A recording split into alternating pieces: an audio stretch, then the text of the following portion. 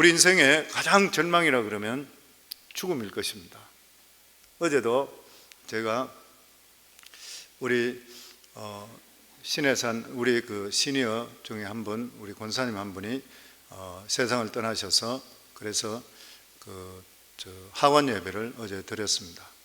하원 예배 드리러 가서 이제 우리 교회 묘지가 있고, 그리고 거기는 예전에 사놨던 묘지가 있었기 때문에 거기서 이제 하원 예배를 드렸는데, 그곳에 가서 이렇게 둘러보니까 아는 분들이 참 많아요.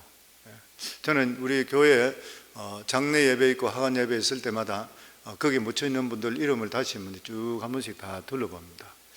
그러면서 느끼는 것이 뭐냐면, 이 세상에 우리가 절대적으로 해결할 수 없는 문제는 죽음의 문제인 것입니다. 이 세상의 가장 절망이라면 죽음이라 생각되는 것이요, 사랑하는 사람이 연수를 오래 살아서 죽게 될 때는, 또 예수 믿게 될 때는 하나님께서 부르셨다고 해서 또 감사할 수 있지만, 그래도 육신의 정을 띈다는 것은 참으로 어렵고 힘든 그러한 일입니다. 사랑하는 사람이 만약에 일찍 죽든지 아니면 사고사로 죽게 된다 하면은 이것은 너무나도 고통스러울 것입니다. 왜냐하면 죽음은 영원한 분리이기 때문에 다시 만날 수 없기 때문인 것입니다. 아무리 사랑하는 사람도 죽어버리면 다시 만날 수가 없습니다.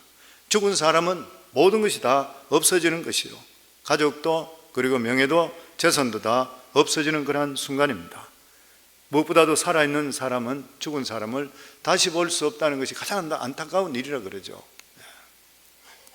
그러나 오늘 여기 본문에 보면은 예수님이 이미 죽은 과부의 아들을 살리신 것입니다.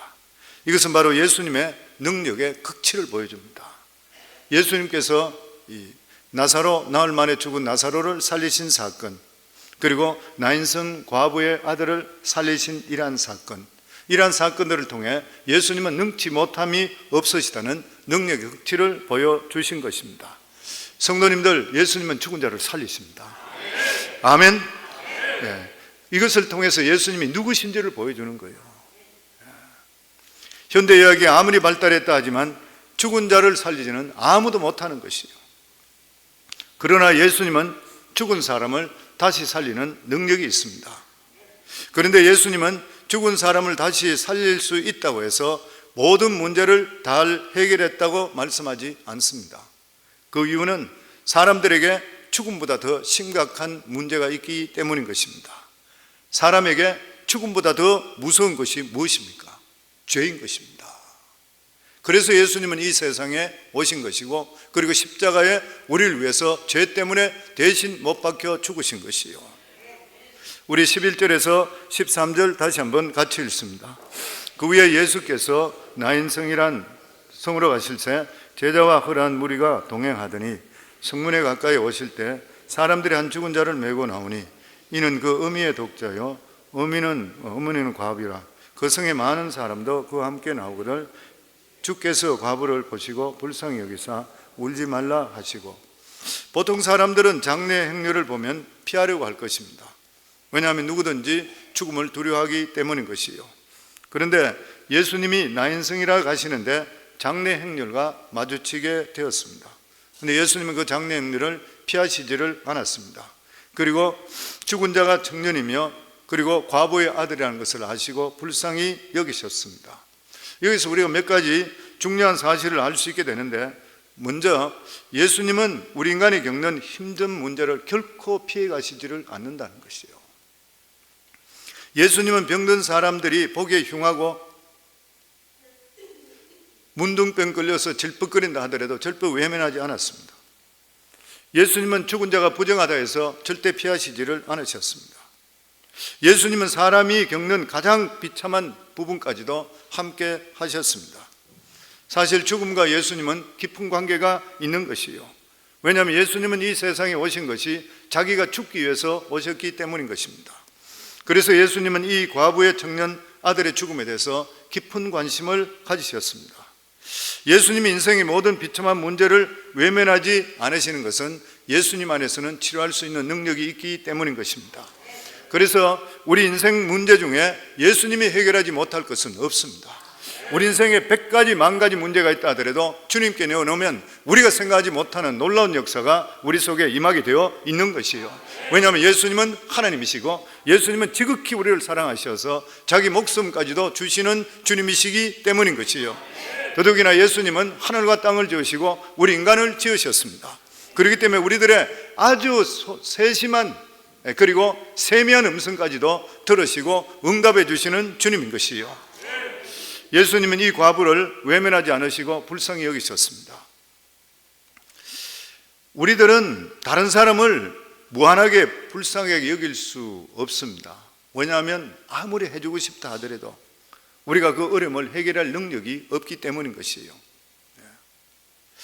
우리는 사람이 어떤 고통을 가지고 있다 한다 하더라도 약간 정도는 나눌 수 있을 뿐인 것이지 실제적으로 그 고통을 책임질 수가 없는 것이에요. 그러나 예수님께서는 불쌍히 여기시면 못할 일이 없습니다. 그렇기 때문에 성도는 우리 속에 필요한 것이 뭐냐면 예수님께 우리가 불쌍히 여기 보이셔야 돼요. 우리의 부족함을 내놓으셔야 되는 거예요. 항상 저는 할 수 없습니다. 주님 도와주세요. 나는 너무나 힘듭니다. 어떻게 해주세요. 이게 항상 필요한 것이에요. 죽으면 죽으리라 책을 적었던 분 이름이 누구죠? 예? 안희숙 사모님. 그분 책에 그런 말이 있잖아요. 또 책 중에 하나님 아파요, 너무 아파요. 그 책에도 보면 이분은 자기가 방언의 은사 받은 것도 아니고 그리고 또한 심리의 은사도 받은 분이 아니라 그러죠. 그런데 누구보다도 신실하시고 믿음 있는 그런 분이잖아요. 그런데 나이가 중년이 되었을 때에 어느 날 갑자기 자기 가슴이 너무 아픈 거예요. 병원에 가서 조사를 했더니만 유방암이라 그래.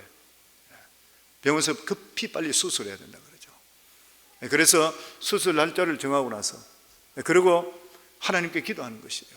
하나님께 기도했는데 그 책에 나온 데면 그렇게 했어요. 하나님, 내 너무 연약하잖아요. 너무 아파요. 하나님 치료해 주세요. 밤새도록 기도했대요. 하나님, 나 너무 아파요. 나 치료해 주세요. 그리고 그 다음날 아침에 통증이 없어져서 병원에 갔더니만 그 유방암이 깨끗이 없어졌다 그래요. 하나님께서는 오늘도 우리들의 연약한 소리를 듣기를 원하시고 치료해 주시기를 원하시고 해결해 주시기를 원하시는 하나님이십니다.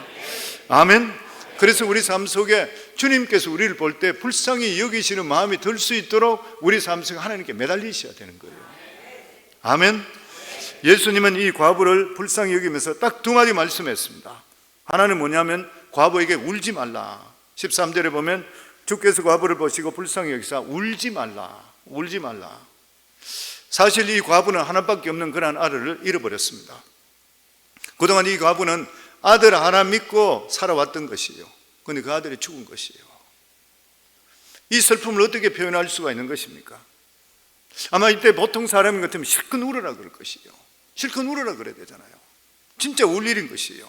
그런데 예수님은 울지 말라. 왜 울지 말라 했는 것이에요.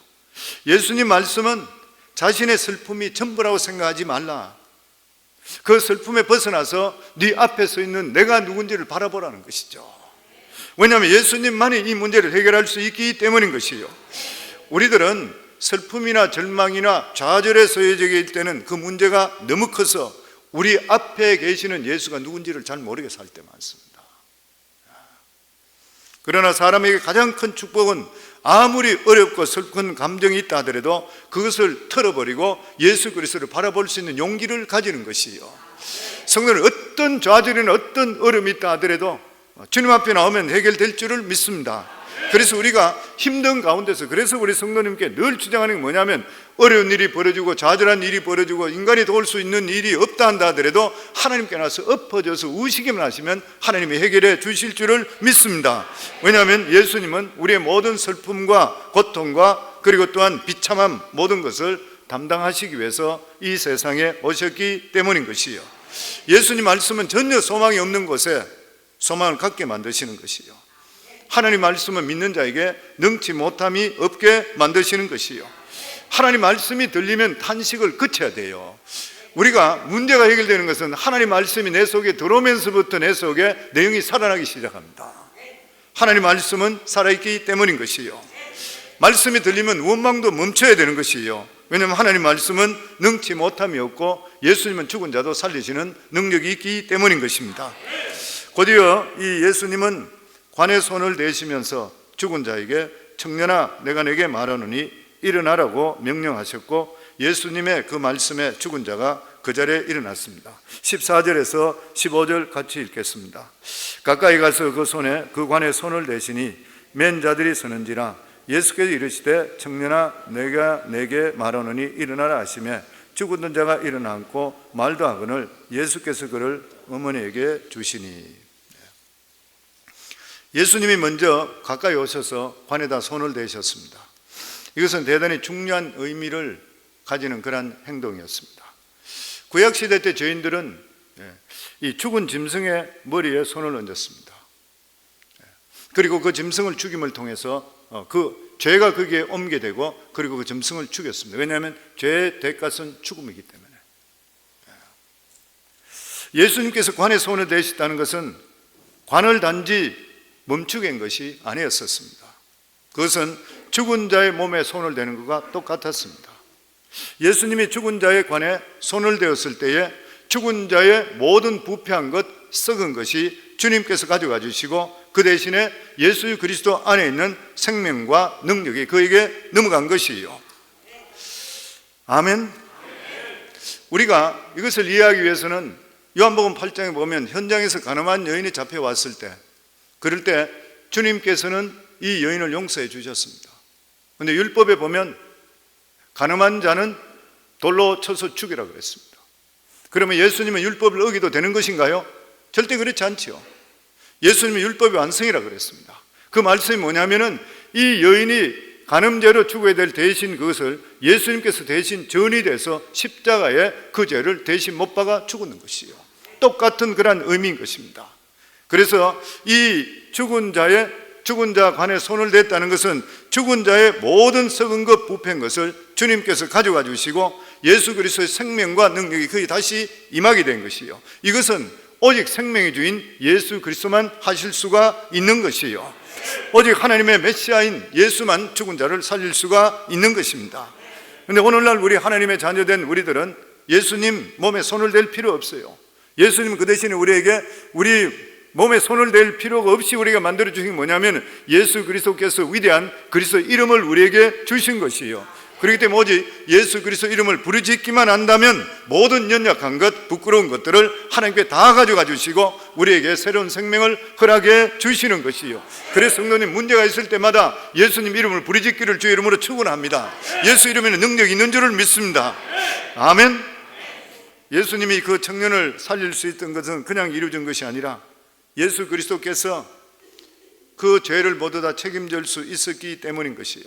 이것을 통해 예수님이 죽은 자와 산 자의 하나님이 되심을 보여주셨습니다.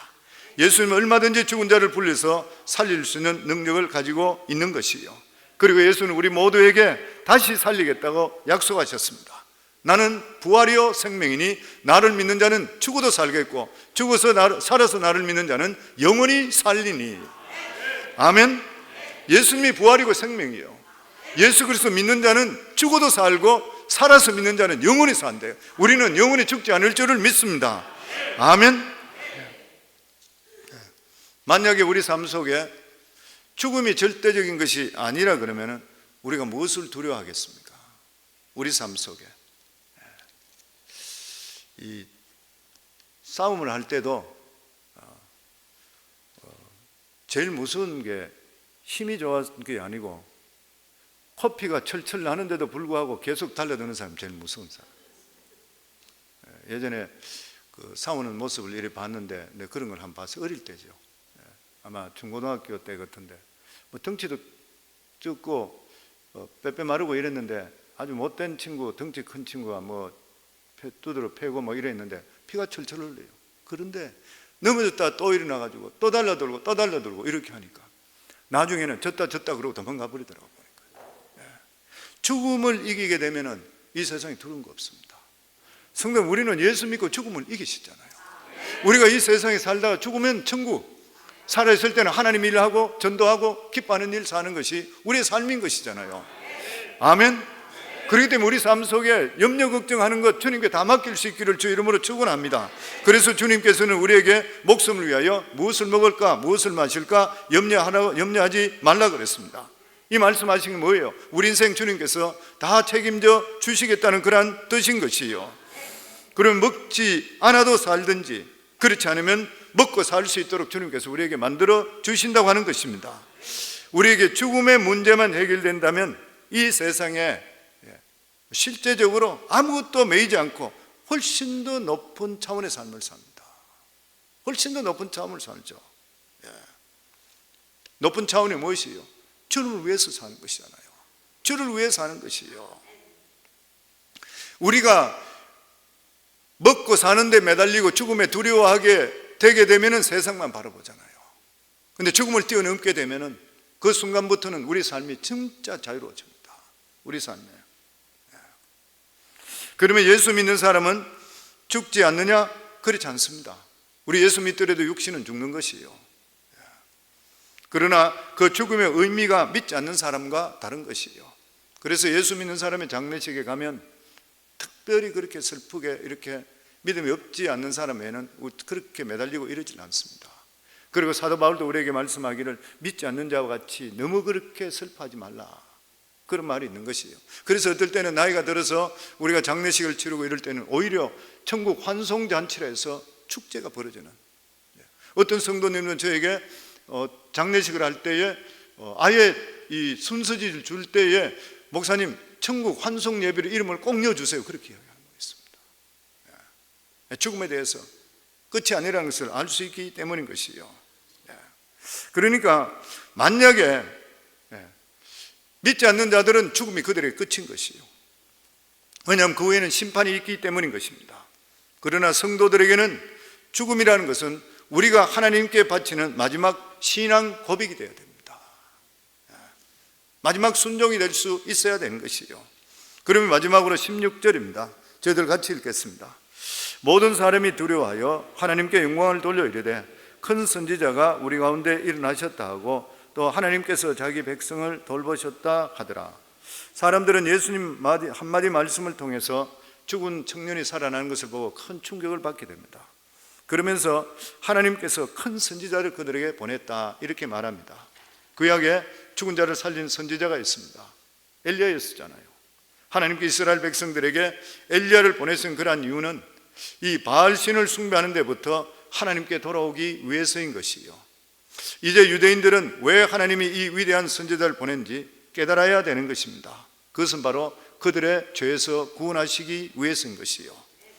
예수님은 자신이 죽음의 능력을 이기는 능력이 있다 해서 죽은 사람 모두를 살리시지는 않았습니다. 예수님이 이 놀라운 기적을 행한 후에도 변함없이 하나님의 말씀을 증거했습니다. 그 이유가 뭐냐면 죽음보다 더 무서운 것이 사람의 죄이기 때문인 것입니다. 우리가 알아야 할 것이 뭐냐면 표적은 어디까지나 표적으로 그쳐야 돼요. 예수님께서 공생애를 처음 시작할 때는 표적을 엄청스럽게 많이 일으켰습니다. 죽은 자를 살리시고 무리를 걸으시고 온갖 많은 기적을 일으켰습니다. 그런데 예수님 나머지 후반기로 들으면서부터 제자들에게 말씀을 전가하시 계속적으로 훈련시켰어요. 하나님 말씀을 시켰어요. 그러니까 이 표적을 통해 예수님이 하나님 되심을 보여주시고, 그리고 이 예수님이 전하는 그 말씀대로 살아라, 이 말씀이 얼마나 귀하다는 것을 훈련시키는 것이요. 예수님이 죽은 자를 살리셨다 해서 모든 죽은 자를 살려야 한다는 것은 그런 의미는 아닌 것이요. 예수님이 표적을 보여준 것은 이 한 사람으로 충분한 것입니다. 우리가 기도의 응답의 역사가 나타나고 병고침의 역사가 있을 때 이것을 표적으로 봐야 돼요. 즉 모든 사람이 병으로 다 그런 식으로 나아야 되겠다고 생각해서 안 되는 것이요. 이제 고통 가운데 있는 사람들이 누구든지 예수가 하나님이 보내신 구세주라는 것을 믿기만 하면 죄에서 벗어나서 하나님의 백성이 되는 것이요. 이것이 청년아 일어나라 했는 말씀보다 훨씬 더 중요한 것이요. 사랑하는 성도, 오늘도 이 시간에 오셨는데 우리 성도들 모두 다 예수 그리스도의 보혈의 공로를 통해 우리가 죄 씻음을 받은 걸 믿으십니까? 이게 실제적으로는 우리가 죽음보다 더 중요한 것이요. 왜냐하면 우리에는 죽음이 없기 때문인 것이요. 세상 사람들은 죽음에서 일으키는 것이 가장 귀한 기적이라 보지만은 우리들은 이미 죄가 해결됨을 통해 영원한 생명을 주님께서 우리에게 허락해 주셨는 것이요, 이 세상에 사는 것은 잠깐이지만 죄 용서받은 것은 하나님 앞에 영원한 운명이 결정되기 때문인 것입니다. 그래서 예수님은 이 위대한 구원이 온 표적으로 그 청년을 살리신 것이요, 그렇기 때문에 누구든지 예수 앞에 자기 죄가 해결되는 것이 가장 중요한 것입니다. 그리고 그 후에는 죽을 때까지 내 죄를 용서해 주신, 내 죄를 해결해 주신 예수 그리스도의 영광을 위해서 우리가 살아갈 수 있어야 되는 것입니다. 주님은 우리 능치 못하심이 없기 때문에 우리 모든 문제를 해결하십니다. 그러나 어떤 이 세상의 문제 해결보다 가장 중요한 것이 예수가 우리를 위해 십자가에 대신 못 박혀 죽으심을 통해 우리 죄가 해결되고 하나님 자녀되고 영생을 가졌다는 것과 비교할 수가 없는 것입니다. 그래서 예수 믿는 사람들은 진짜 운수대통한 사람이요, 하나님 주신 특별한 은혜가 있는 줄을 믿습니다. 우리 성도 예수 확실히 믿으시죠? 구원 받으신 것인가요? 이것보다 더 우리에겐 더 귀한 것이 없는 줄을 믿습니다. 우리가 하나님께 더욱더 감사하는 삶을 살기를 주 이름으로 축원합니다.